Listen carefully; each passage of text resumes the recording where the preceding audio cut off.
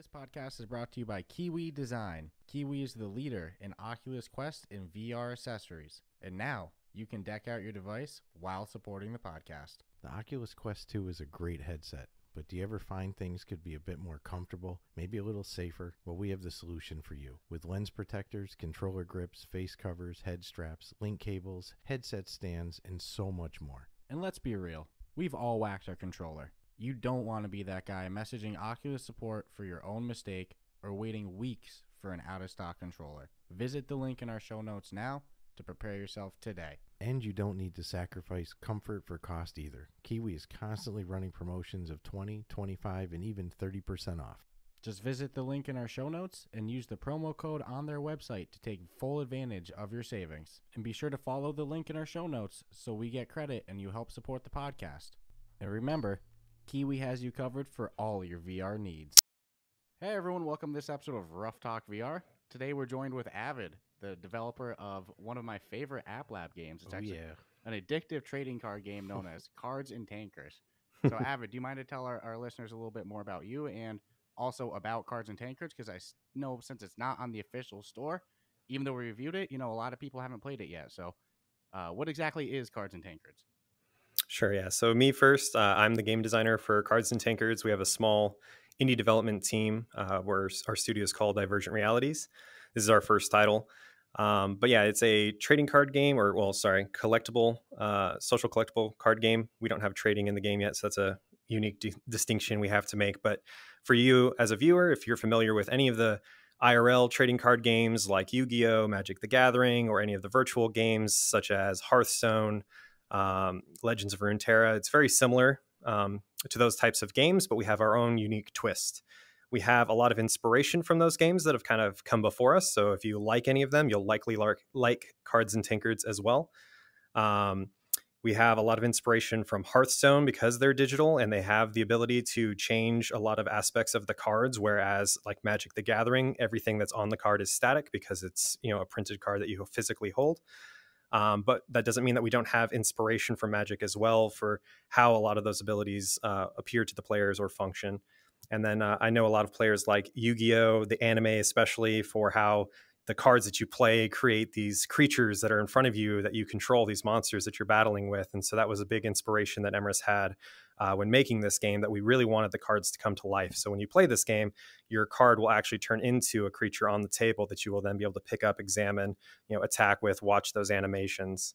But yeah, so that's pretty much it in a nutshell. There's a lot of other little things and a lot of plans we have for the future from where it's at to where it will be, but we can go into that further here with the questions that you guys have. Yeah, no, good distinction on the trading card aspect. I say trading card game just out of habit of the name of the genre, but that is a good distinction. You cannot actively trade, but it is the same type of card game that you'd imagine. But you mentioned the 3D elements of the characters peering down when you place them. That's one of the coolest aspects to me. That's like any card game that you had played growing up. You always wish that you could see, the 3D feedback of it. So you mentioned you're a small indie studio. How many people are actually working on this game? So we recently had 5, but we've dropped down to 4. We did a recent announcement in the Discord. Calmix was one of our developers who's now stepped away to work on a different project. So there's currently 4 of us. There's myself as the game designer and community lead. There is Mikio, who is going to be another one of our game designers, and he is kind of like our lore expert. He's the one who's creating all the background stories for the characters and creatures, designing the world that this game is, virtually or like existing in, the fantasy realm of it, the aspect of each of the factions, stuff like that. So he's got a big task there. Emrys is our game producer, and he's the owner of the studio. He's also the lead Unity developer. And he is a genius and a wizard. He cranks out updates like nobody else. This is his passion. It is his baby. He works on this thing full time, if not more, overtime. And I have great respect for him. And we have Isolark as well, who is his assistant Unity developer, who's kind of growing into the project still, working on it part time. We hope that we can get him full time in the future.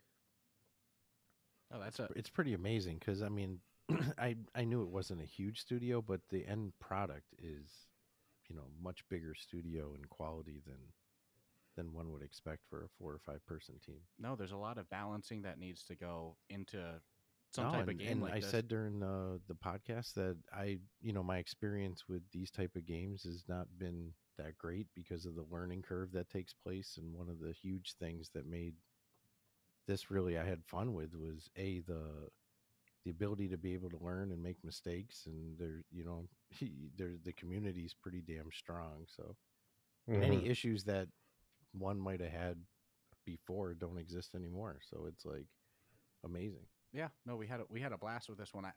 I wasn't sure because anytime you see that a low price tag or free, you're gonna go, ooh, what am I gonna expect? And then within, geez, I don't know, the first hour, we were hooked. And for the next couple of weeks, every day we were playing each other nonstop. So we mentioned in the introduction that you're a developer for the game. But how did you get involved in this? Was this like your baby creation? Did you hop in midway through the development? What's your story with this game? So I have a background in content creation. I used to stream FPS games on Twitch. I also tried Mixer back when that was a thing and existed, with varying amounts of success depending on the titles. But I really found that I wanted to branch away from like desktop gaming and try to get into VR early because I kind of saw where the market was going.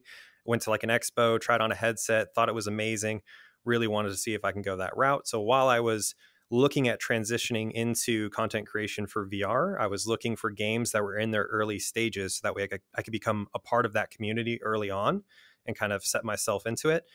I found Cards and Tankards during its alpha phase and just instantly kind of fell in love and saw the massive potential. I have a background of playing competitive card games. I did a lot of Pokemon collection, Yu-Gi-Oh collection, and then Magic the Gathering as I got older. That was kind of like my progress of playing actual trading card games. And so when I saw this game, I knew it had massive potential, wanted to get involved. It kind of started with me offering suggestions to the development team, which was even smaller at the time. It was just really Emrys, Mikio, and one other. And so I had like all these suggestions for how like they can improve the game and things that they could do. There was requests I had for like trying to get more cards added, because back then during the alpha, there was like not even technically a full complete faction. There was like parts of Dungeon Master, and then there was like half of Monsters Rights Association. That was it. And so I had all these ideas, and the answer that I kept getting was just, hey, we're a small studio. Like we just don't have the time to do that yet. We're working on it. We'll get there. And so I didn't have a background in any kind of like Unity development or anything like that, or game development. But I did have a background in gaming, obviously, and I've taken in a lot of experience. I also, in my real job, which I won't talk about, outside of developing this game, I do a lot of like process improvement type stuff professionally. And so that just kind of came naturally to me. Like I've always had suggestions playing other games, like how they could improve and whatnot. And when they do it, it usually has been always a success. So that's where I thought that I would be a good fit for that role. But anyways, I started just becoming more involved. I worked into the moderation side of things as we were going into early access, became the mod lead. And then I eventually became the community lead. And then from there just went into full development. But as I was doing all of that, I started providing products to Emrys, the lead developer, to try to kind of fit some of those aspects of where they were lacking in a skill set. I just basically became self-taught through YouTube and practice. Once I was able to create products that were of the caliber necessary for the game, that's kind of how I just slowly started transitioning into doing that development work. And I'm just constantly learning and perfecting my skill set. That's an awesome story. So you're pretty much self-taught as a developer then? Yeah, I'm one of those kinds of people that's a jack of all trade, master of none. I have a lot of different passions that happen all the time, and I pick up skill sets as I go. And then I always try to find ways to apply those in meaningful ways, those skill sets. No, it's funny you use the word passion, because the one thing we've noticed with people who work in VR, it's like they have a passion that's not the same that exists in other platforms. It's like you really have to have a passion for something to want to get into the VR waters, being as it's so relatively new. And there's the player base is not as large as the rest of the gaming industry, right? Like the rest of the flat screen gaming industry is a like $100+ billion industry a year. And VR is still very relatively small in its infancy compared to that. So people who are working in the VR now really typically aren't doing it for the money. They are doing it for the passion. Yeah, I know you mentioned, your real life job that you won't get into. It's, a lot of people, they still have full-time jobs and this is absolutely just kind of a passion thing. So it's, in my opinion, though, that's a big reason that we see so many great Mm-hmm. VR The finished games. product. Yeah, It's not. There's no shoddiness. There's no room for it. yeah, no, not at all. So I heard you mention some factions earlier. You know, you referenced the Dungeon Master and the Monsters Guild. So in this game, there's 3 different factions that you can choose for your deck. Those 2, and then also the Plundering Guild, which is definitely that's my bread and butter right there. I love the coin aspect of it. So for yourself, which class or which faction do you use? I use all of them, but my favorite deck that I play right now is a control deck. I call it Infinite Control. So it revolves around Dungeon Master as the primary faction and Plundering Guild as the secondary faction. The cards that I need from the secondary faction are some of its forms of removal. If you're familiar with different archetypes of decks, control is pretty heavy with removal to stop your opponent from doing whatever their win condition is. There's also a card in the Plundering Guild faction called Potion of the Wield, which will shuffle your graveyard, all non-token cards, back into your deck. So it allows me to do that control infinitely, because the deck, in order to function, draws through itself very quick. And if I don't hit a win con, I basically will draw out until I die. So I have to have those potions recycle my graveyard back into my deck constantly, while also reducing their mana cost to make it even more lethal the longer the game drags on, basically. So that's my favorite. But I know everyone has their different preferences. There's a lot of people right now in the game that are in love with Monsters' Rights. They love the Bee. They love, Magi. So we're looking to try to shake things up here with a rebalance in the near future. And we'll see how that kind of changes the whole meta for everybody. Yeah, I love Plundering Guild heavy base with some Monsters' Rights in there. Like you mentioned, the Magi. That's a great card. You play that down, you do 9 damage across. That's one. Yep. He has 3 of those in his deck. This guy, a lot of decks run it, and he will. I have to take him out early. So when me and him But play, that's the thing right there. It's like my wait time, other Yeah. than Mhm. getting getting some shit reduced, but even then, it's not getting reduced enough that maybe round 7. mm-hmm. So it's like that happened the last time we played. Yeah, you had because the I was Magi stacked. takes 9 points to play, but you 10 you mana. played 10 mana. Sorry, but you played what's the card? Where you copy it Potion, from your hand for two less. Jaeger mana copy points. mage. There you go. So he had one that only took 8, and I had a feeling he did because I saw him play that card, and I know his style. So I was like, I got to take this guy out early. Yeah, what a style. So you use the Dungeon Master. I've always struggled with the Dungeon Master because of actively having that unit on the board, but I've always felt like that's the faction that somebody really skilled at would Can probably use? excel at. Yeah. Which is interesting to hear that perspective, because for us, the different factions, obviously their mechanics are vastly different, and how you combine them is what is really going to be the creative aspect of the player to play a deck that kind of suits their own play style. But as we look at them, Dungeon Master has always been the simplest faction to play, because there isn't anything complicated about it. You choose one of the currently only 3 Dungeon Masters, soon to be called Overlords, because we're trying to change the name of their archetype from the actual name of the faction. But the Dungeon Masters that you choose, once they're on the field, they're just on the field. There's nothing complicated that you need to do, whereas like MRA, you have to be thinking about when you're reserving and how you're going to mobilize them back out to gain value. In Plundering Guild, you need to constantly be evaluating your coin gain to which card expense you're going to enhance those cards. So you need to spend them wisely. You have to be thinking about it constantly.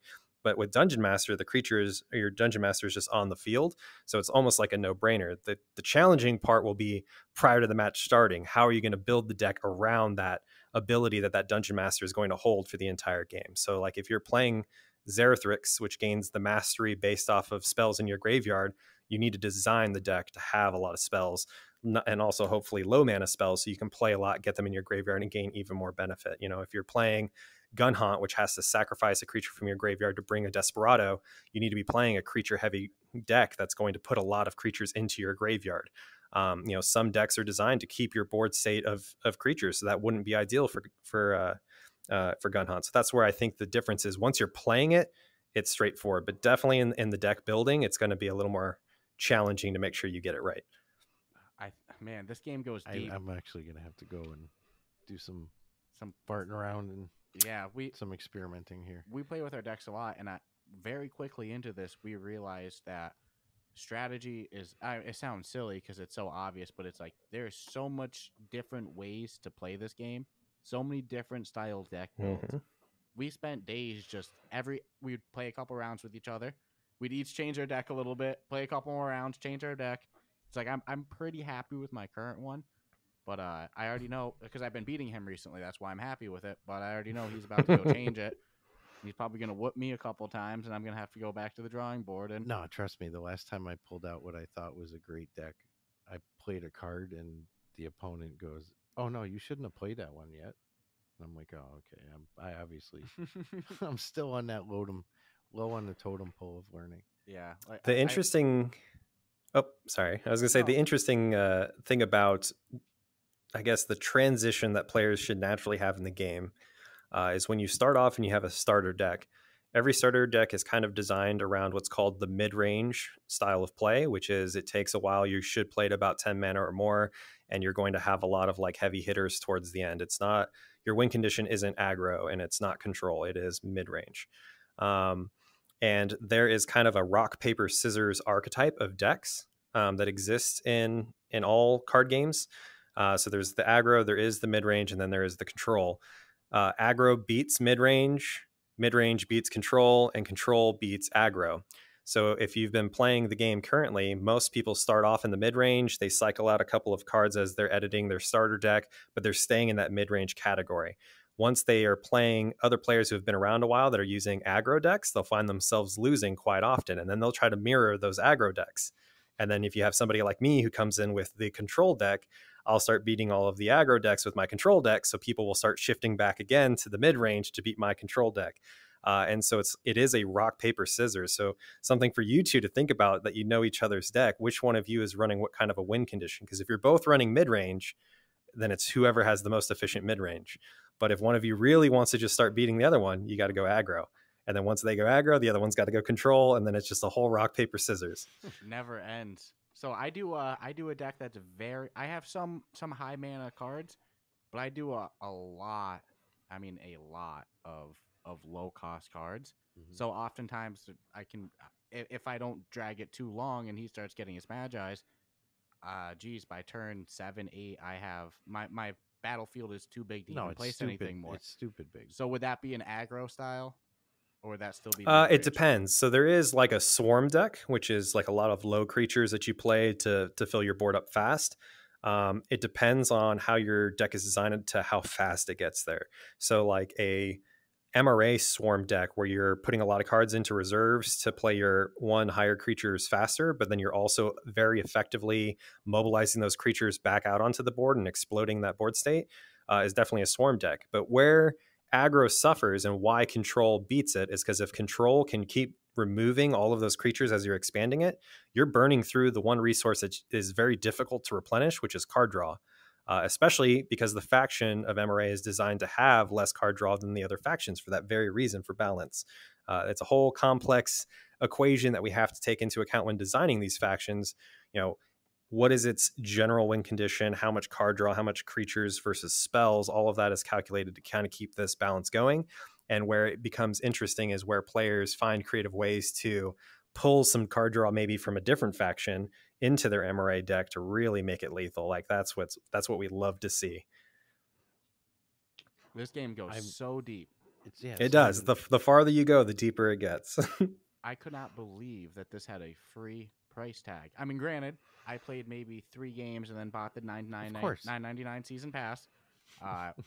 But for this much content, this much... Yeah, it didn't make any sense. Yeah. So there's a strategic reason, right? For us, and as complex and as much as I am passionate, obviously, about game design and making, the decks function and how the battles go, the part that I think really makes this game successful, especially compared to any competitors and where we're not super concerned yet if anyone else were to try to hop onto the scene as a card game in VR, is the social aspect. We have really nurtured the social aspect. And in order to keep the taverns populated, the game needs to remain free to play. As soon as you put a price tag on it, you can have periods of droughts. The game could have started with a drought, but by making the game free to play, anyone who's interested can check it out, download it, hop in. And then to make sure that the game stays a positive social environment. We have a full-time moderation team, bunch of volunteers that are helping us out, that we're growing all the time. And they're very active in handling reports. So if you have any issues, trolls, abusive, or, any kind of discriminatory, racist, sexist behavior taking place in the taverns, send a report, and we have a moderator that's going to quickly respond and handle the situation so everyone feels safe and comfortable in the taverns. Because we treat it as if people are coming to like a local card shop, right? And if you were to go to your physical community card shop in your neighborhood and there was a bunch of bullies in there or racists or whatever, like, you wouldn't want to come back. And we know the players of this game are the same way. So we want to make sure it's always welcoming, always safe. We have a lot of players who are amazing in this community that really help it thrive, that are greeting those new players and introducing them to the game. And if it wasn't for that, I think the game wouldn't be anywhere as near as successful as it currently is, regardless of how well we're doing all the complexities of the card balancing and design and stuff like that.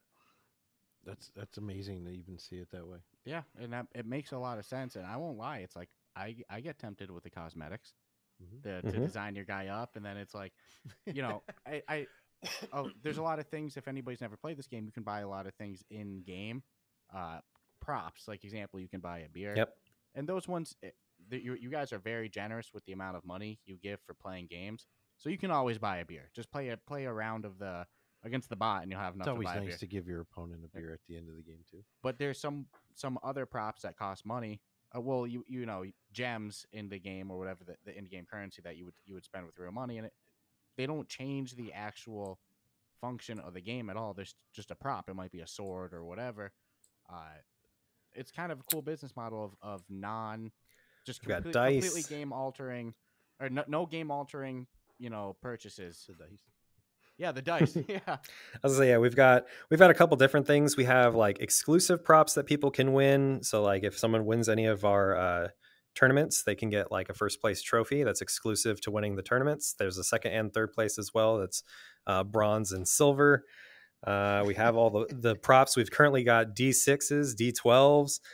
We've got weapons in the game. So like if you want to, role play in the fantasy realm and have your, axe, this is the one from the season pass, which is kind of like, that's our biggest draw, is we want people to buy the season pass if they want to support the game, and it gives them a ton of props as long as they level up and earn them, because it's basically, instead of a bundle that you get instantly, it's an extra reward every 5 levels up to level 100. So that's an extra 20 different rewards that you'll get for spending the 1,000 gems. And by getting to level 100, you get 750 of those back that you can spend on whatever else you want, which you can see my avatar right now is got, the gloves, I've got my chest piece, which is the robes. I've got my beard. Like some of these cosmetics for how I appear in the game are also behind the gems. And that's where we have to do that currently all behind gems, just to support the game. We do have plans to eventually, as we grow the amount of options, to make gold versions of things that people can buy. But then there's also things, I don't know if you'll be able to see it very well, but I have my dragon pet. Yep. And again, we take inspiration from other games. So this is the Blue Eyes White Whelp. If anyone's familiar with Yu-Gi-Oh, the Blue Eyes White Dragon, it's a reference to, shout out those who have come before us and paved the way. Oh man, this game is everything I've always wanted out of trading card games. I got into Yu-Gi-Oh as a young kid, but I could never get into Magic the Gathering. I always wanted to. I just couldn't go to an actual place. It's expensive. All the cards. Whereas in this game, I mentioned it's not really pay to win. I mean, you can buy packs with those gems, but same thing I said before. You guys are very generous with the coins, and you get cards when you level up. Like all the cards that you could sit there and spend all of your real life money and buy, you're going to get. Just play the game. It's not really pay to win. No. So something about that, right? Like the pay to win discussion is a very hot topic in all gaming. No matter what game you're playing, pay to win is a huge issue, and it's something that we took very seriously when trying to figure out our business model for how to do the game, right? And we started out without having any kind of gem influence in the packs, but what we realized was there was a lot of players who are what we would call not money rich, or maybe they're money rich but time poor. So they're working their full-time jobs. They've got a family with a bunch of kids that they're taking care of, and they might only be able to put in a couple hours a week into the VR game. And so for those players, it is really difficult for them to build up their collection over time. Cause like what would take somebody who can maybe put in, 10 hours a week, only a couple weeks to get their full collection, it's going to take that person months upon months. And so part of the feedback we got was they wanted to have a gem option. And games like Hearthstone, as much as I love the game and take inspiration from it, one of the parts I absolutely hated about Hearthstone was where you could just pay full cash for packs. And they made the RNG of getting cards so impossibly difficult. The plethora of cards that exist are so impossible that you're basically just sinking money into the game to just try to get the cards to build the one deck you're interested in that's going to, cycle out of the meta, and you're going to have to completely start from scratch with your money train again in the near future. And we wanted to avoid that completely. But by doing it without gems at all, we hurt those people who are time poor. And so we came up with the alternative where, although those packs are discounted, they still have a gold value attached to them. So regardless, anyone who has a collection of cards has put time into the game. They haven't just paid their money, thrown their wallet at the screen, basically, right, and then just unlocked the entire collection. They will still have to do the quests, the playing to earn the gold, and then they just basically will be able to get the packs for half the gold cost, which, although faster, is still not necessarily any faster than you, who has all the time in the world, because you can make up that extra 100 gold of difference much faster than that person can, earn their extra 100 gold to buy their second pack, even at the discount. And then we've also done, the hot topic, right? We started off the discussion with the trading discussion, why the game doesn't have trading. And the way that we look at it is trading offers a very specific solution to the players, which is acquiring a very specific card, right? Like if I want X card, I can go find somebody who's willing to trade it and make that trade happen. Now I have that card. The downside is there's a lot of potential risk involved when we've seen trading in other games, non-card games even, but like just trading in general, right? There's third-party scamming of players, like people who don't understand the worth of their card. We don't want like new players who open a pack and get a really good card to have someone come and like be predatory on them to try to like, convince them to give them their card or scam them out of it. Yeah, like, oh, that card's horrible, but I'll give you this card, and they give them a garbage card for it. Yeah. And so when we were looking at trading at first, we had to put so many restrictions on it. We had to also make it so that way, like, again, to avoid someone just throwing money at something to get all the collections. It would be horrible if you could go to your friend and give him $100 and then he gave you all of his extra duplicates that he had and you just instantly had a full collection. It would steal the game experience from you. And so there was a lot of negativity that was actually going to be associated with trading that we really felt like could only solve one problem that we could solve in a different way. And so our solution was the Barkeeper's Daily Cards, which if you guys have seen in the game, and I'll describe to the people viewing if they haven't seen it, but it's basically just a board that's got some cards displayed on it every day. They're changed. It has 2 cards from every single faction, and it has like the hat trick RNG, so that way it won't have a duplicate until every card from that faction has been shown. And so right now it takes a little over 2 weeks to show every card in the game on that plaque. And you can buy it directly you can buy one copy of it directly for either gems or gold. And so if you are trying to chase a very specific card, as long as you're patient enough to wait 2 weeks while trying to obtain it through normal means, you would be able to find it and get it anyways, just through the Barkeeper's Daily Cards. And we plan to continue to refine and observe that kind of system to see how it's working with the players. And we may make adjustments again in the future, especially with the 4th faction coming out. We'll have to expand it to include the 2 cards from that faction as well. I love the randomness of getting cards and then seeing like a really good one in the mix. Yeah, that's the first thing we do whenever we have a private tavern. We run over to the barkeeper and go, "What do you got today?"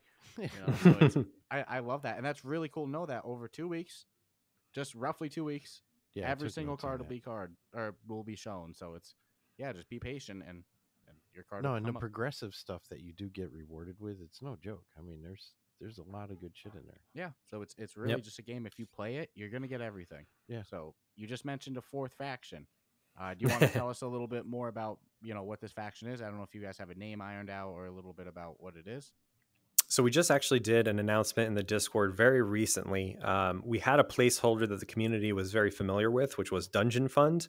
But for the same reason that we're looking to change the Dungeon Master creature archetype to Overlord, so that way there's not a constant reuse of the word dungeon here, there, and everywhere. So it'll be Dungeon Master as a faction with Overlord as the creature archetype. The 4th faction, instead of Dungeon Fund, we were looking for something that would kind of represent what they are, which just a little bit of backstory. The 4th faction is kind of a secret society, very similar to what we think of as the Illuminati. And even the icon for them is kind of iconically based off of a triangle with an eye in it. And we've had players who've had a little bit of bug outs where their like collection book of cards has shown the fourth faction in the actual collection book. And so they've had the spoilers. But so the name we're kind of going with, because the I guess I haven't even explained the fact that each of the factions is led by a god, like very much so in the shadows, right? It's not obvious in the game, but if anyone ever delves into the lore, we do the Reddit lore stuff that you can delve into. But each faction has a god that's kind of manipulating that group of people to meet their own objectives. And this fourth faction is the perceptive god, and his ability is kind of observing the current events, all the facts that he sees in current reality, and he can basically quantify the data to create a projected future. So he can have, like, it's almost like foresight. You can see the future based off of observing the current. And so that kind of term, we were looking into something that would be more representative of that, but also still secret society. And we came across augur. It's a word that is back in the Roman Empire, it was like a official or a religious official, basically, who would interpret things like the actions of birds flying in the sky to come out with manifest an outcome of whether like the decision they're trying to make is going to have good or bad, results type deal. And so we felt that was so closely aligned with what this god does and how the thematic growth of this faction will be. So the Augur Order sounded like the secret society name we were looking for, and that's the current planned version of the name for that faction. Subject to change because it's not in the game yet, but we're happy with it. We did a poll for the players, and it was overwhelming support for that name. I'm very excited for this. It's something you referenced before, is that each faction kind of has their own little thing. The monsters' rights. They have the reserves, the plundering guild. They have the coins. Is there a special feature associated with this augur faction? Yes. So we still haven't solidified exactly how it's going to work, but there is something new that's going to be added to the game called contracts or contract spells. And just to keep it brief, to not have too much spoilers for it, the contracts are going to work with a like if this then that type statement. So it's like, if my opponent has X amount of creatures, then this effect is active, basically. And as long as your opponent continues to have that status met, then your status will continue to be met. But like how many contracts can be on the field at once, whether they're going to be face down, face up for your opponent to see before they're active, all of that is still back down to engineering to figure out how we're going to be able to solve all those things to make this a reality. Oh man, that's huge. I mean, I can only imagine the amount of balancing it takes to add a new faction. That's kind of something that's what my brain's thinking, is like, is there an end? Is there an end to all the, like, you reach a point where it's like you can't, because there's got to be so much shit going on. Yeah. So I was going to just go ahead. Sorry, you can keep going. Sorry about that. No, I was going to say, for to answer that specific question, it does become constantly more complex. And that's why also, based on the lore and everything, the fourth faction is currently the planned final faction. I have 16 decks already, and there's plenty more that could be made, right? With only the 3 that exist. Once you add the fourth faction, the total number of decks that can be created it's exponential growth as every faction is added. So the total number of decks that a player can even theorize or come up with is just going to be massive. And so from a game balancing perspective, it becomes more and more difficult to balance the game as more factions are added. So I'm happy with the fact that 4 is the lore answer that Mikio came up with. And as a game designer, that's like perfect for me to just be on like the cusp of too difficult to manage, but so diverse that players obviously can have a plethora of choices and enjoyment in the game. But as far as like new cards, oh my God, there are so many ideas that we have. We have lists and lists of things that we want to still do in the future for how that's going to go. And it's all tied into the lore. Like, we're very excited. There's really no end in sight. We're years and years and years of card development away from this game ever feeling like we're going to start struggling with ideas. And even then, obviously, we have all the inspiration from all these other card games to pull from. No, that's huge. And you're smart to say that, yeah, there has to be an end to the factions. Stratus, because you can tell when you play this game, it's all balanced so well. Mm-hmm. You can tell just adding one single thing. It's like, well, you have to take every single card into I'm blown away with consideration. just the sheer amount of cards that are available for the current factions. I mean, when you get right to it, it's like the ability to put those decks together in any order you. I mean, that's Yeah, you start to hit it's- 6, 7 factions. That's way too overwhelming. And to be honest with you, even for the end user, if you're, you load into the game for the first time and you see, 5, 6 factions, that can be a little bit much. I think 4 is that sweet number. So I know you said that there's still going to be more cards coming, but 4 factions kind of ironed out. It was a big question I had while I was playing this game and while we were reviewing it.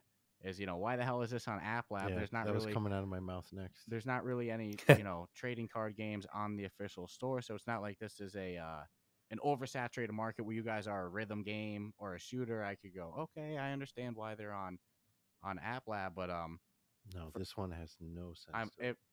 I'm flabbergasted. It doesn't make sense to me why it's on App Lab. So from you guys, I mean, end, yeah, from our end as an indie development studio, with this being our first title, we don't have that track record to just instantly be on the Quest store. There's a lot of like proving ourselves in the gaming industry with the game's success and everything like that needs to take place, and that we've been working on, for the now almost or over a year of early access. Getting on the Quest store is definitely an objective of ours, and we're working towards trying to make that a reality. But the decision obviously is not on us, so we'll see what happens here in the future, and hopefully we have some big announcements that we'll be making in the Discord. No, that's it. Yeah, and we've never heard a developer say, "No, I don't ever want to. I don't ever want to be on that store."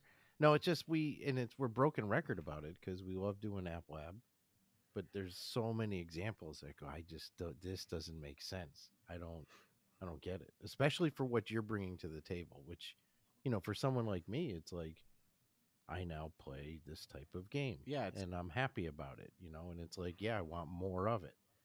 So to me, it just brings a different audience as well. Well, where I struggle with it is that I think of the boxes that need to be checked to be on the official store, besides Future growth's a huge one. you guys have future growth, and the amount of ratings you guys have for an App Lab game, it's got to be one of the most rated App Lab games. I think you guys strong community too. Yeah, that's where it's another level in itself. You guys have over like 300 ratings on the Oculus store, which for an official Quest store is all right, but for App Lab numbers is huge. So I'm like, oh man, what else do these guys got to do? So hopefully in a year, 6 months, whatever, hopefully we see a nice announcement post from you guys on a well-deserved move to the official store, because this one's had me banging my head. Yeah.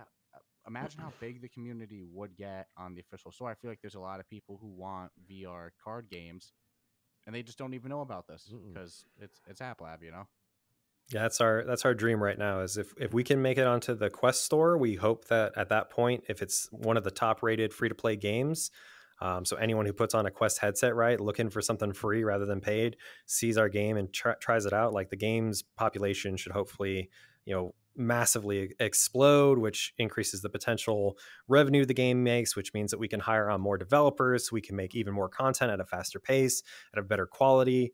There's a lot of things that we have on our list of things that we want to do for the game, and we currently don't even have some of the skill sets necessary on the team. So it's definitely all of those things are on the back burner until we can afford those other developers. But the VR market right now is very complicated, because with Facebook rebranding to Meta and all these, major companies, major players trying to go in and create their metaverse, kind of transitioning from like App Lab to full Quest store right now is probably more challenging than it's ever been.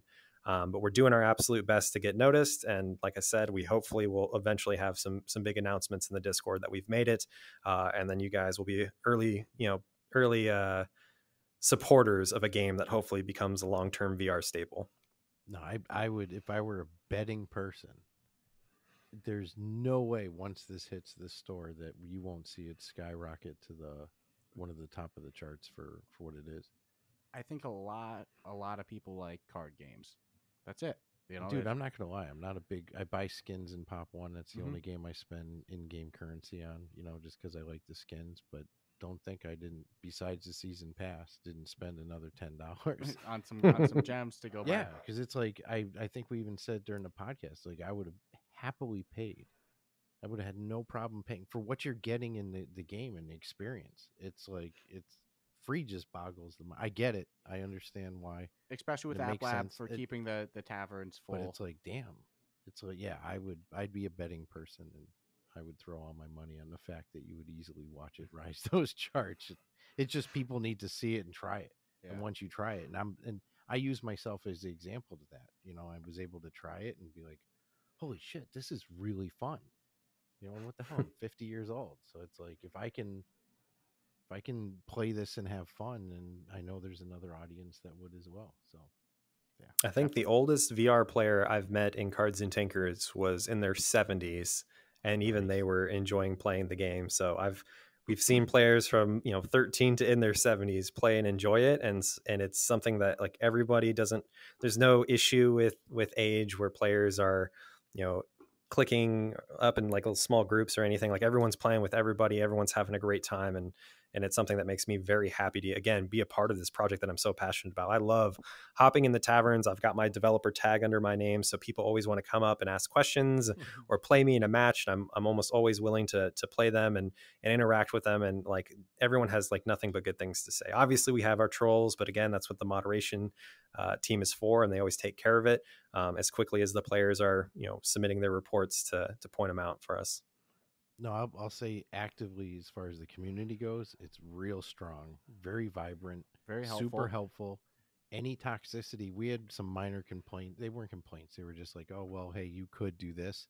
And I think it was like 2 weeks later, there was an update, but they gave settings that fixed any issues. I don't even need to talk what the issues were because it's fixable. It doesn't matter now. So it's like when I found out you guys did real time moderation, like if someone's harassing you, you can let us know. And I think I found this on one of the social channels you guys had where it was like, no, we'll send somebody right in and we'll try to deal with the situation live. It's like, holy crap. Yeah, that's huge. That I've never seen that. Any moderation I've seen's always been like post tournament play, post game play. They look at recordings and shit, and it's never been like, hey, someone's really being toxic and making this miserable for everybody in this tavern. And well, the mentality of imagine this was a real place that you were going to, would you want to go back? No. Well, So no, I I think that's the exactly correct mentality. But yeah, it's truly like a safe place for people to come and just whether you're new to card games, whether you're a long time player, you can have a great time in this. So a question, and that's why I was sorry, real quick, I was just going to touch on that subject. So yeah, that is why it is so important for us to have the moderation team growing, happy, healthy, and functioning, because if they aren't responding quickly, I've played so many games in the past outside of VR even, where you submit a report and your thought is it's going into the ether. Nobody's looking at it. Nobody's caring. Nothing's going to happen. Mentioning my FPS background of playing games like Warzone and stuff, you have someone blatantly hacking across the map and you report them and you see them and they're already like level, 100 and something. And they've been probably hacking their entire way and they still haven't gotten banned. So you just have that feeling that like, there's no justice, there's no protection, there's no anything. And the more it happens, the less you want to come back. And with this game being such a tight knit community, the taverns aren't like enormous. They're not gigantic. They're large enough for 16 players to, hang out and socialize in. And we have tons of taverns for players to hop between and stuff if they ever have any, issues. But if you feel like you are unsafe or unwelcome in those kinds of environments, like that is going to lead to a player not returning. And for us, having those return customers in this free to play game where they feel comfortable, they make their friendships that are long lasting, like that's how we're going to have those customers that are willing to support us with the gem sales and buy themselves cosmetics or the pass and whatever else, right? Because they feel like they're actually getting something that's worth it. If they felt like, oh, I'm going to spend 1,000 gems and then someone's going to come in and ruin my experience and I'm never going to come back, that's a wasted money. But if they feel like it's a safe investment because they know they're going to be able to come back because they feel safe, like that is very important to us, and we keep working on it. We know it's going to be a problem if the game does explode, right? Like trying to keep up with that active moderation, but we plan to grow the moderation team in equal proportion and come up with even better automation and self-moderation tools, right? Like you mentioned our recent update that has the ability to fully block players and their props and everything like that. We have even more plans for like protective bubbles, so people who are getting too close to you or in your personal space is something we want to add. People putting props and stuff in your game space, auto despawning, things like that are on the list of even more moderation tools that are self controlled that we'll be adding in the future to just make it even better. Now, I'll just say that I never in my life have I seen where you could in real time go put in a complaint and get real time response. I mean, it's always been.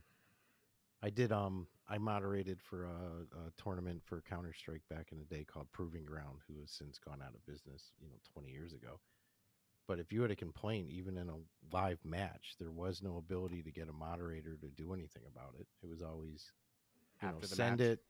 it gets reviewed, 5 people talk about it, maybe something will get done about it. But, you're talking days are going to go by. I mean, just knowing that somebody even has a chance that, like, hey, I'm going to let somebody know I'm being harassed and somebody might come in. Mm-hmm. That's 99% more than anybody else is doing. Yeah, no, that's huge. So that's back to why it's such a Yeah, welcoming the community though is and we had commented numerously, it's not a toxic community at all. And what's crazier is for something that's free, because we have tried other free things and it was like in the door, out the door. See you later. I don't need none of this in my life. No, sir. But this is like, it's, a protected community. It's nice. It's real nice. So something I'm dying to ask, because you went pretty in depth with your strategies. Obviously, you're a developer of this game. You have a good idea of how to play. Yep. And a stack deck. And a stack deck, probably every card. You've mentioned I have 16 different decks.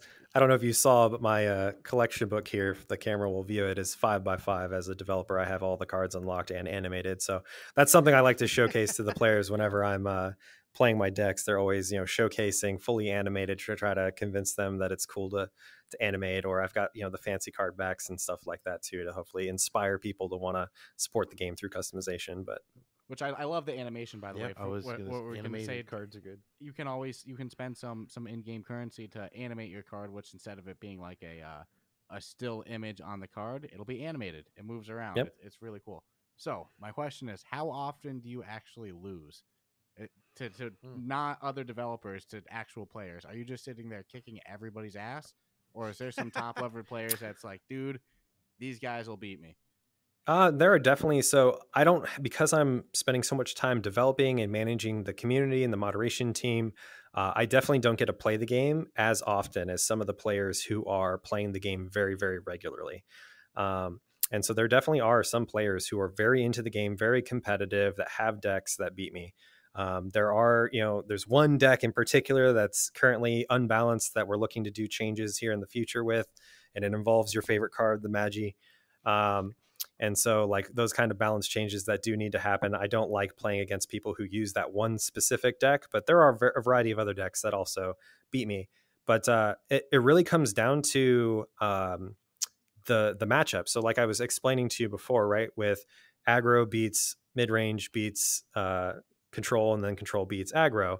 So sometimes if I'm just playing a deck, I can play a deck for fun, and it might fit one of those archetypes. So if I'm playing a mid-range deck for fun because it's slow and I'm not trying to be aggressive against, a new player who's just like, hey, let's play, but they've had time to build an aggro deck, like their aggro deck already, it will have that advantage over me. And there are times that, they definitely will win. It's not like I go undefeated at all. However, I do probably, because my favorite deck is control and the meta is mostly aggro right now, I do probably win most of my matches. I don't know what the exact percentage is, but I do win a lot. But again, I have a very in-depth understanding of all of the cards and everything, and the other player that I'm playing against is still learning, right? So usually, to make it fun for both, because I know that I come into those matches with those kinds of advantages, I usually do what's called a bounty match. And so if I do play players that are, level 50 or lower, I usually will offer them, they're like, hey, we'll play a match. I'll give you my best shot with it. If you do end up winning, though, I'll give you some free gems basically for beating me type deal. So that way it's even, if they lose, they're not risking anything. But if they win, it's like, I beat a developer and I got some gems out of it. And maybe the gems that they got are enough to convince them to spend a little more and buy the season pass. Cause I gave them maybe a couple hundred and they just needed a couple hundred more to get that season pass type deal. So it's just a win-win for everybody and a great kind of community interaction that I love doing. How cool that people can even play with the dev. there's gonna be people who hear this and go, "There's a bounty on Avid's head. I'm coming for him." You know. For me, the season pass is a no-brainer because it's like you're gonna play. If you're gonna play the games anyway, you might as well get the extra. I perks. had zero issues. Zero hesitation. Yeah, like you said, I think it was day 2 or whatever. We were like, I think you bought it first, and you're like, I just bought the season pass. I'm like, okay, no brainer. It's a done deal. What level are you guys now? Oh, off the top of my head, geez, I'll need to add this into the show notes after. I'm gonna say in the 20s, something like that. I don't remember. I don't have the full season pass unlocked by any means. Hell no. But shit, I wish I probably should have checked it before. Yeah. I was gonna say because like I know early on, like the mid section of rewards is a lot of the outfits. So I was wondering if you had unlocked the outfits yet to customize. I think I have one thing from the outfit. Yeah, not the full sets though. Not a whole bunch of them. No, and I've seen some people rocking some pretty crazy shit. No, I really want the pet. Yeah, the pet's what I want. Man. It's so stupid being able to pull out your little pet, put him on your table. Well, I love that. You know, you can buy all these props and stuff, but just keep playing the game with the season pass, and you're gonna get them. Well, and people should know too. You can share your shit while you're playing. Because Like I've had some high-end people just start taking out props and be like, here, play with this and play with that. Yep. Roll my wow, dice. Okay, cool. I mean, that's... Yeah, some of the bigger ones are like the wands that have the different abilities. So like I can take, I guess the fun ones, right? So like I could take this wand, it's our growth wand. And if you have any other proper object, you can just tap it and it grows. It's too far on the floor, but it becomes a much larger prop. You could do the same thing. We have this wand will shrink it. And then this wand, actually, let me do this. So a long time ago, we had a bug in the game, which has recently resurfaced in a different way, where players, if they grabbed the same object multiple times, or if 2 different people grabbed an object, it would lose tracking of its space in virtual reality, and it would begin to just like float away. We added a patch that got rid of it eventually for just polish reasons, but players loved it so much that we had to turn the bug into a feature. And so this wand is the gravity wand, and when you tap an object, it has that effect, and then you can like mess with it in virtual reality with 0 gravity. That's cool. Nope, I love it. Yeah, we have those kinds of different props to kind of inspire players to mess around with different things. You know, like the prop one that grows objects. Players like to use that on their like the sword prop, and then they have this giant 2-handed sword that they're wielding in the tavern type deal. Or I've seen people shrink the dice down to an actual like size, and then they'll roll them on the tables and stuff as if they're rolling for Dungeons and Dragons, and it's just all for fun. Sometimes we roll to see who's going to be the one to start the match. Be like, let's roll the dice. Whoever rolls higher, they're the one to first place the card in for the duel. I've also seen players that have a list of decks from their D12. They have 12 different decks, and then they will let the opponent roll the deck ahead of time, or sorry, the dice ahead of time, and then basically whatever it lands on, that's the deck that they play with. And I always thought that was a cool idea too. So wait, can I take the growth wand and use it on a beer? And now I have a Yes, you can. Oh, that is freaking amazing. You can also, and one of the things I enjoy doing, just because I'm older, right? Like what's in the tankard is up to your imagination. If you're underage, it's just some root beer. But if you're overage, maybe it's an alcohol of some sort. But you can do the shrink wand on the beer, and then you get a little shot glass. That's hilarious. That's awesome. So these type of small, we were actually just talking about this yesterday. We were in VR being absolutely stupid, doing nothing and pissing ourselves laughing. Because you're actually there immersed in the environment, VR creates the most comical situations. So anytime you have props or social items, you're asking for a good time in VR. And anybody who's never, had to hold their stomach, because it's cramping, you're laughing so hard because of what's going on in VR. This is a great game to have that happen to you. So oftentimes while I was playing this, and, I'm in a popular tavern, and maybe there's a couple different people I wanted to play with, the first thing that hopped in my mind was tournaments. I know you could easily handle a tournament unofficially by just managing it yourself, But have you guys ever thought to add some sort of built-in tournament feature or league feature, something like that? So we've done official tournaments in the past, and we're way overdue for an official tournament. The issue is that the only person on the actual staff that runs the tournaments is myself. And that has to take place on the weekends. And like I said, I work a real job and I do this job full time. So I'm working like 80 hours a week. But it's a passion project, so I love it. So it's fine. But it just happens that I don't have the time always to host these tournaments because they last, up to 5 hours sometimes on the weekend when we open it up to the entire player base to do an official tournament for either, a cash prize or, a large gem portion with the trophies and such. So we want to do them more. I'm currently limited and falling behind in how often I'm doing them. And to the community and anyone watching, I am sorry. I want to get back to doing it more. Eventually, yes, though, we would love to create a system where tournaments are automated, hosted in game. People can sign up and submit their deck list for the tournament in game. Everything's organized for matchmaking and stuff in the game during tournaments. Maybe an eventual like rating system, so that way we also have skill-based matchups in that the bracket for how that tournament plays out. There's tons of things we would love to do. As far as getting that into the game, it probably won't happen until a decent amount of time after we leave early access, because like I said, we still have a lot to do with the fourth faction, a couple other polish issues for like self-moderation, and things like that we're going to be working on here in the more near future as we're working to get out of early access this fall.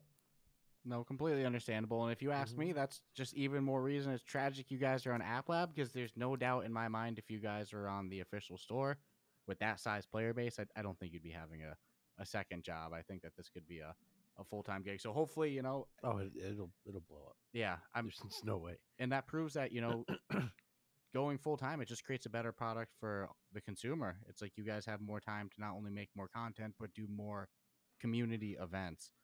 So that's awesome. We just real quick, I was going to touch on, but we do have a lot of players in the community that are doing an awesome job hosting events each week. We have like Tony Big Blind. He does like a draft tournament.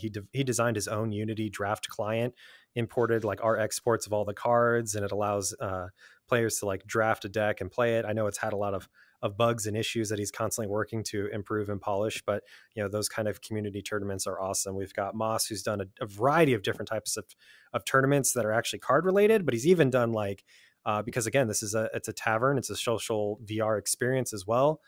He's done like trivia nights where all the questions are based off of the lore from the different factions and such like that. So people will come in with their hopeful, expansive knowledge on the lore, and they'll answer all these questions in a trivia game.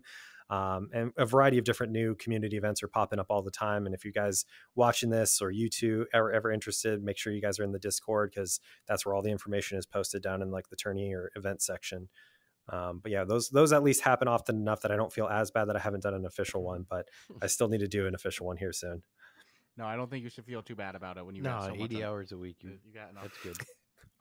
Hey, it just means that the game's getting better too. You're spending the time developing instead of doing tournaments and stuff like that.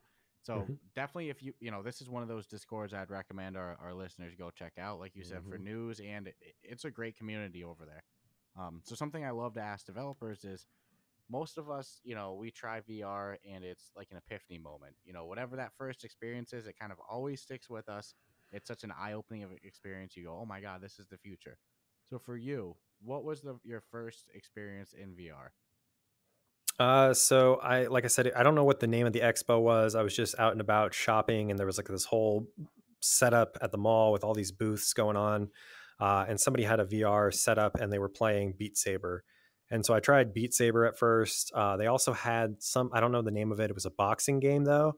And I thought it was like just really cool to play a game that way, because I really just lost track of where I was in physical space. It was that immersive for me. And so when I wanted to get into it, the thing that actually like really excited me was the teasers that were happening at the time for Half-Life Alyx coming out. And so that's where, unfortunately, instead of me going with a Quest line of headsets, I went with the Valve Index. That's what I'm using currently. And so I went with Valve for Half-Life Alyx. And once I played that game and how immersive it was and everything, it just blew my mind. And I knew VR was the way forward for me. Nice. And we thank you for that. Yeah, too. look at man. every huge game that comes out, it inspires new games because people like you, they play a game and they go, "Oh my God, this is the future!" And then 2 years later, they're developing for an awesome VR card game. So Yeah, we've even had a lot of members in our Discord community actually come up and ask questions about the game and its development because they're inspired to try to create something of their own. And we wish them all the best, and we give them, whatever advice that we felt was helpful for us to try to help them grow their games as well. So yeah, it happens all the time. Even for a small game like us, I'm hoping that we're inspiring others to come after us. That's why I love the question when you ask it all the time, because I'm always thinking in my head that there's somebody playing everybody's game. Doesn't matter who made it or what, but somebody's playing it, getting inspired. and that's that moment that they figured out that might be the route they're going to go. So I mean, it's pretty incredible, especially for how new it all is, to know that everybody. Think of how many people are going to be trying like certain games for the first time ever, or the first card game they might ever try will be Cards and Tankards. And then that might inspire somebody. That's got to feel pretty damn good. Yeah, the butterfly effect of game development, Right? Never Absolutely. ends. That's got to feel amazing. So, geez, you mentioned you're doing 80 hours between this, your full-time gig. So I think I know the answer is probably a no, but I gotta ask it anyway. Is there any VR games that you're actively playing besides Cards and Tankards, or is it just so much time developing, working, you don't have too much time to actually enjoy other games? So when I say 80 hours, I mean that's like my busiest week might be 80 hours, but I try to, obviously, for sanity and self-care, manage myself. I play a variety of games every once in a while. I still have my Steam library that I'll play through and such, but more often than not, if I am doing something in VR besides Cards and Tankards, it's either a single story playthrough that I'm playing at my own pace, very casually and very relaxed, or I'm going into like a VR social environment with friends that have invited me, which are usually members from the community, like our moderators I'm pretty close with. Even some of the players that I've seen a ton in the game will invite me to go do something else. So like, I've been invited to do what was that where you sit in the virtual theater and watch like movies with friends. Oh, the big screen. Yeah, and like the in VR chat, I've gone into a couple different worlds privately with a couple different people and explored those worlds and whatnot, and had some fun doing that as well. But yeah, otherwise, a lot of my other VR games now that I've been working on this are mostly very casual, so it's a de-stress. Nothing like competitive. So like Population 1, I know is very popular, and I've got that background in first-person shooters. But it's a game that definitely has its own unique skill set. That Onward, I can't even think of all of them right now, but like all of those shooter games in VR are much more competitive and much more skill based, that I'd have to keep up with them regularly to be as good at them as I was at FPS games on console or PC. And so just to have my own sanity, I typically don't play those very often because of the fact that I'm just trying to de-stress and relax. Yeah, first-person shooters can be pretty brutal with like the top-level players and stuff like that. We play Population 1 almost every night, and we've been playing it since release, and we are by no means a top-level player. We still get we get wins. We're kings of second place. But it's not our job either. No, so it's like yeah, absolutely. You're saying they're only doing a couple rounds a night or whatever. You're not gonna excel there's going to be people who are putting in 10 hours and they just wipe the floor with you. Yeah, I've been seeing some highlight videos from that game that it reminded me of like Fortnite, where like I originally started playing Fortnite back when there wasn't the battle royale mode. I was just doing the against save the world mode or whatever, and so I was already familiar with building when Fortnite came out into the battle royale space. And because I had the experience with building, I was initially like one of the top players. And then soon as like people started figuring out like how to crank 90s and build like crazy, right? Like it quickly became something that I just didn't have the time to try to keep up with. And I've been seeing some Population 1 videos where like people will push you while spamming walls. And I'm just like, yep, that feels very Fortnite-esque to me. It's just something that I'm like, I don't have the time or availability, right, to try to gain that skill set to compete with it. So I just, again, stay casual, stay in my relaxing kind of games to de-stress. No, I can't complain because the end result is what we're able to go play it well. So. Yeah, and it's like in terms of going into social experiences, you have such a good social experience in your own game as well. I imagine you kind of check that box so many times when you're just hanging out in a tavern. Going to the pub, yeah. Yeah, it's Yep. the social aspect of this game is definitely a hidden gem. So we're passing an hour. That's kind of the moment we kind of ferment. I know you guys Start to feel bad. Yeah, your guys' time is No, not at all. I've got time set aside, so it's all good. Oh, awesome. So, Stratus, before we wrap things up or anything like that, is there anything that you wanted to ask that we didn't get to yet? No, I got everything that I was curious about got nicely covered. The biggest thing was where's it going and when can we see it on the store? And I like where it's going. And as I said when we reviewed it, I'm expecting to see it on the store. So yeah, this is always one of my number this one. This is probably advocates. Honestly, this is probably one of App Lab's biggest sleepers that people don't even realize yet. Yeah, it's a free game that you can go spend so much time in, especially if you like this genre. No brainer. If you've always kind of been on the fence about trading card games but never really played them, you're gonna love it. Still, no, there's something for everyone. It's a no-brainer. Definitely. So hey, you guys should do your own plug here, because we just recently did the referral system in the game, because everyone keeps calling us the hidden gem, right, of App Lab. And so if you guys refer any of your friends to the game, they can put in your username when they're creating their account, and you guys can start working towards those referral rewards. And they get their extra, I believe it's 1,000 gold as well once they hit level 5. So that's an extra, what is that, 5 packs? So 30 cards. Yeah, that adds up quite a bit. Yeah, we could. Yeah, just for putting you down as the referral name. So you guys should start plugging it. Yeah, maybe we'll have to add that to our Discord. We have an ever-growing, subreddit and Discord community. Slowly getting there. I think this would be a great game to host a little in-house tournament for as well. Well, and we definitely got some people on our Discord who love this one. Yes, this will be a good one. So, Avid, is there anything else that we didn't get to that you want to plug? Any upcoming updates? Any, communities? I know you mentioned the Discord. Anything just in general that you wanted to get to? Nope. I would just say stay tuned, right? We've got the 4th faction on the horizon. We'll be hopefully exiting early access this fall, which is going to be the 4th faction release as we start working on, a kind of regular development cycle of expansions every 4 months or so from that point on. There's the new referral system. So if you guys are interested in checking it out, make sure you find a friend before you create your account, so that way you can get them their rewards. You can also get the rewards yourself. So definitely use the system now that it's there. And besides that, if you guys ever see me in the tavern, I'm very friendly, very approachable. Just come up and say hi, challenge me to a match, whatever you guys want. If you have any questions, I'm always happy to answer them. So feel free to reach me and just say hello, and I'll be happy to talk to you guys. Well, I'm still amazed that people can actually possibly stumble into a tavern and be able to play a game, even new at the game. Yep, with the developer. And have him go, look, you beat me. There's a bounty. You got it. Or even to learn. Yeah. Just to have kind of gives me goosebumps a little. That's awesome. No, you guys are fantastic. I hope when this blows up really huge and you have like freaking 15 to 20 people running around doing stuff now, that passion still stays. Yep. And I can't wait to beat up this Augur faction with my nice old I plundering took so guild. many notes. My notepad is literally filled with freaking notes. Yeah. Well, this is a game that goes deep. It's like people who haven't played this game, some of the strategy might not make sense to them, but anybody who's played with them or played this game, you just got to play around. Yeah, you just got to play around. Anybody who's played this, they know it's deep. There's a lot of different potential strategies, but it's very simple to learn too. It's just hard to master.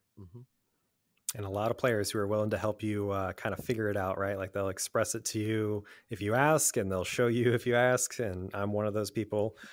So same offer goes to you guys. If you guys see me in the game, just reach out, and I love talking about it. So no, definitely can't wait to see what the future is for Cards and Tankards, and hopefully we see this on the official store. So anybody listening, if you haven't played it yet, it's free. I don't always like to say, you have definitely nothing to lose. Definitely go get this one, but when it's free, it's free. So go download this game, go give it a shot, and join their Discord, and let's keep making the push for these guys on the official store, right? So 100%. Thanks again for taking, over an hour of your time. I know you said you have some time set aside, but in the end, we know developers are usually burning at both ends, so we always appreciate it. And yeah, to any listeners, check this one out. Appreciate it, guys. Thank you. Awesome. Take care, everybody.